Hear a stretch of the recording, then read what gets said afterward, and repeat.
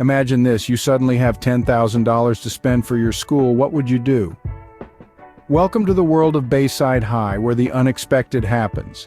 Today we're diving into an episode where a wealthy alumnus tragically passes away, but not without leaving a significant parting gift. How significant?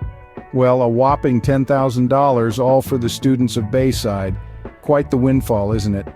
Now, if you're familiar with Bayside's resident schemer, Zack Morris, you know that this news spells excitement, opportunity, and, well, the potential for a little chaos. And true to form, Zack's mind starts spinning, conjuring up ideas on how to spend this newfound fortune. But his proposal? It's not what you'd expect. Instead of considering a broad range of improvements that could benefit all students, Zack zeroes in on one specific area: sports. But not just any sports. No, Zack's vision is firmly focused on boys' sports. To him, the idea of funding girls' sports is simply unthinkable. Perhaps it's his competitive spirit speaking, or maybe it's his skewed view of gender roles. Either way, Zack's plan stirs up quite the controversy, leading to a classic Bayside showdown. Boys versus girls, a battle for the ages, all sparked by Zack's narrow-minded proposal. This isn't just about the money anymore, it's about respect, equality, and the right to be heard. It's about challenging the status quo and standing up for what's right. And most importantly, it's about teaching Zack Morris a valuable lesson in fairness and integrity. So it's clear that Zack has a very narrow view of what benefiting Bayside means.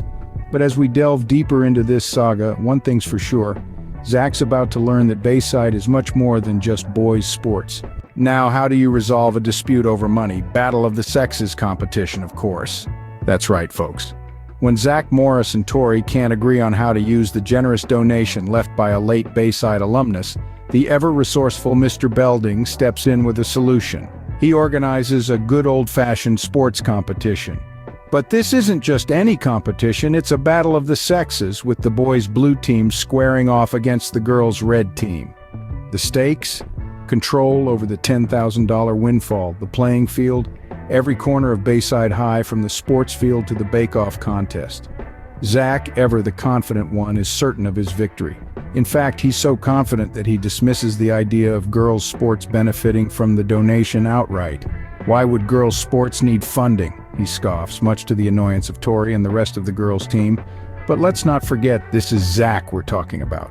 The same Zack who thinks he can get away with anything, from cheating on tests to using a dead man's charity to start a gender war. The same Zack who time and again has shown us that he's more interested in winning than in doing what's right. On the other side of the battlefield, we have Tori and her team. They're determined, they're ready to fight, and they're not about to let Zack's arrogance stand in their way. After all, they have just as much right to that money as the boys do. So, the stage is set, the teams are ready, and the battle of the sexes is about to begin. But as we all know, arrogance often leads to downfall. And Zack, with his dismissive attitude and overconfidence, might just be setting himself up for a fall. And what's a competition without a little cheating? Zack, always one to bend the rules, or in this case, break them entirely. Remember that bake-off contest? Sure, it was all fun and games until Zack decided to use some underhanded tactics, sabotaging the girls' oven. Now that's a new low even for Zack, but let's backtrack a bit and take a closer look at his dubious strategy. The oven, a symbol of warmth, sustenance, and fair competition, becomes the unsuspecting victim of Zack's trickery. By meddling with its inner workings, Zack attempts to tip the scales in favor of the boys' team. And what about the girls? Well, they were left with a batch of half-baked cookies and a full dose of disappointment, but did Zack feel even a pinch of remorse for his actions? Not a chance. Instead, he reveled in his devious achievement, wearing his victory like a badge of honor. But let's not forget, Zack's unethical tactics didn't stop at the oven. Oh no, he was just getting started. From subtle mind games to blatant acts of sabotage, Zack was determined to win no matter the cost. And the cost was high, as the girls' morale plummeted with each passing day. Yet despite his actions, Zack refused to accept his wrongdoings. In his mind, he was the hero of the story, the cunning strategist who would stop at nothing to secure victory for his team. He saw his tactics not as cheating, but as a necessary means to an end. But as we all know, the truth has a way of catching up with us. And for Zack, his reckoning was just around the corner. Zack, Zack, Zack, when will you learn that cheating never pays off? But the girls are not ones to be trifled with. See, they've been watching, observing, and it's time to flip the script on Zack and his male cohorts. The girls of Bayside, led by the indomitable Tori, devise a plan to strike back, to teach Zack a lesson he won't forget in a hurry. They're not just playing for the cash now. It's about pride, equality, and a fair shot at the game. It becomes an all-out war between the sexes, a battle that transcends the school's hallways and seeps into every aspect of their daily lives. The girls are determined, they're focused, and they're not backing down. They refuse to be bullied into submission by Zack's underhanded tactics and blatant disregard for fairness. Meanwhile, Zack, in his classic Zack Morris fashion, continues his attempts to prevent the girls from receiving their rightful share of the money. He's relentless and he's cunning, but he's also underestimating the resolve of the girls. He's so blinded by his own ambition that he fails to see the storm brewing on the horizon. The girls, they're not just fighting for the money anymore. They're fighting for every girl who's been overlooked, underestimated, or treated unfairly. They're fighting for their right to play, their right to compete, their right to be taken seriously. And they're doing it with a fire in their eyes and a fierce determination that's impossible to ignore. Zack, well, he's still Zack, still scheming, still plotting, still convinced that he's got this all figured out. He's so sure of himself, so confident in his ability to manipulate the situation to his advantage. But he's missing one crucial element.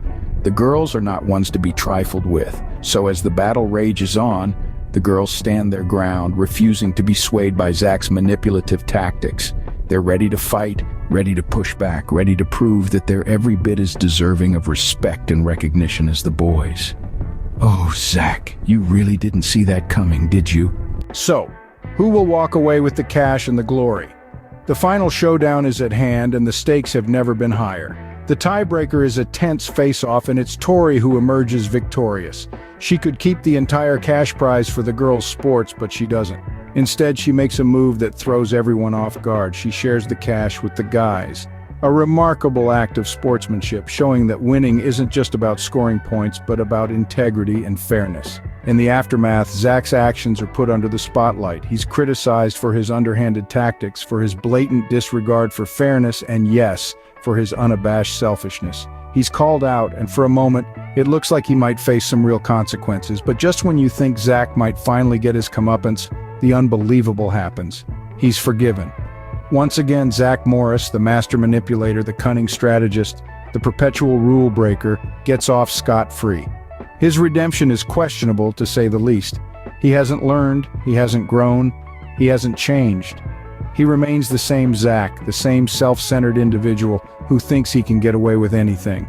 And the worst part, he does. This is the world of Bayside High, where Zack Morris, the resident trash, can start a gender war, cheat his way through it, and end up forgiven, as if nothing ever happened. Is this the kind of lesson we want to impart? Is this the kind of behavior we want to condone? It's baffling, it's frustrating, and it's downright absurd. And there you have it, another typical day at Bayside, where Zack Morris, our resident trash, starts a gender war, cheats, and still ends up forgiven. What a life lesson, huh?